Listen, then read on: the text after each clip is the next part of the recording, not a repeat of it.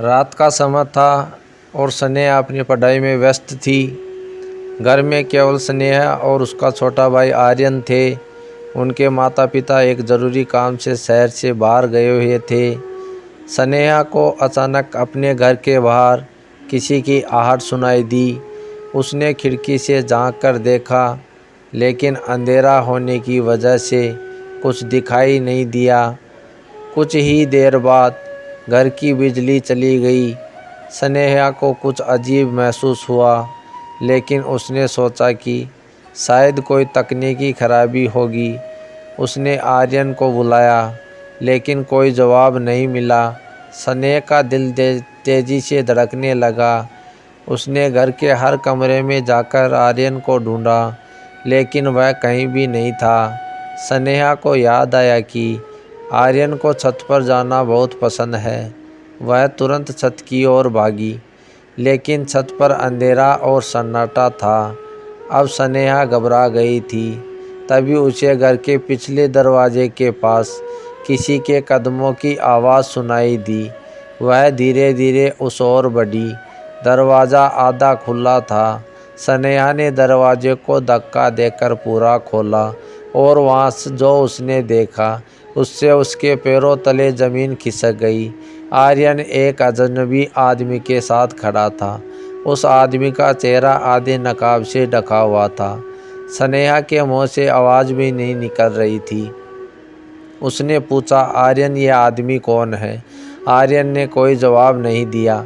उस अजनबी ने स्नेहा की ओर देखा और धीरे से कहा, तुम्हें नहीं पता कि तुम्हारे परिवार के बारे में एक राज है। तुम्हारे पिता ने कुछ ऐसा किया है जिसकी सज़ा अब तुम दोनों को मिलेगी। स्नेहा की आंखों में डर और चिंता दोनों थे। उसने हिम्मत की जुटाते हुए पूछा, तुम क्या चाहते हो? अजनबी ने एक खतरनाक मुस्कान दी और कहा, तुम्हारे पिता ने कुछ साल पहले एक गलत सौदा किया था जिसमें मेरा बहुत नुकसान हुआ। अब वह मुझसे भाग रहे हैं, लेकिन मैं उनका हिसाब तुमसे करूँगा। स्नेहा ने घबराहट में आर्यन को देखा, लेकिन तभी आर्यन ने वह किया जिसकी स्नेहा को बिल्कुल उम्मीद नहीं थी। उसने अचानक उस आदमी को पीछे से धक्का देकर गिरा दिया। आर्यन चिल्लाया, भागो दीदी, जल्दी से भागो। स्नेहा और आर्यन तुरंत घर से बाहर भागे। पीछे से वह आदमी चिल्ला रहा था, तुम मुझसे बच नहीं सकते। दोनों ने किसी तरह अपने पड़ोसियों को मदद के लिए बुलाया। अगले दिन पुलिस आई और उस अजनबी को पकड़ लिया गया। जब स्नेहा और आर्यन के माता पिता वापस आए तो स्नेहा ने उन्हें सारी बात बताई। उसके पिता की आंखों में पछतावे के आंसू थे।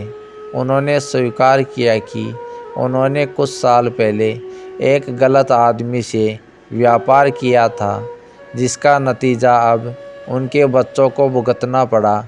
स्नेहा और आर्यन ने अपने माता पिता को माफ़ कर दिया, लेकिन इस घटना ने उनकी ज़िंदगी में एक नई सच्चाई उजागर कर दी।